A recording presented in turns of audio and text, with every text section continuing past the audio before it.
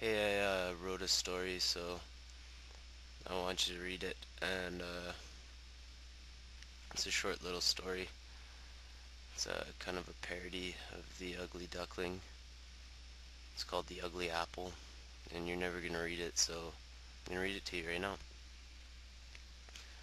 The Ugly Apple. There once was a kingdom. In its garden was an apple tree.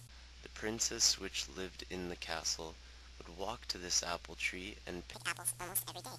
One apple on the tree the princess was blind to. All the right apples would usually get picked, but not this apple. This apple never got picked, not once.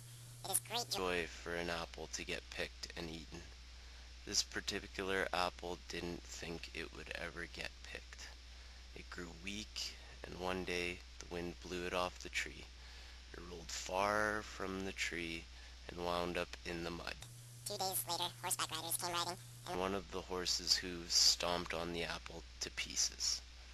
Years later, that apple had yet to be picked. Years and years later, it had still never been picked. Yet the seed in which its soul occupied had grown into a nice-looking little tree.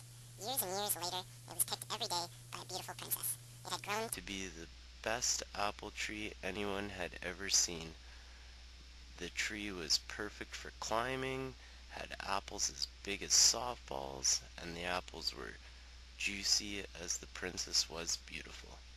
The apple nobody wanted or cared about turned out to be a magnificent, magnificent.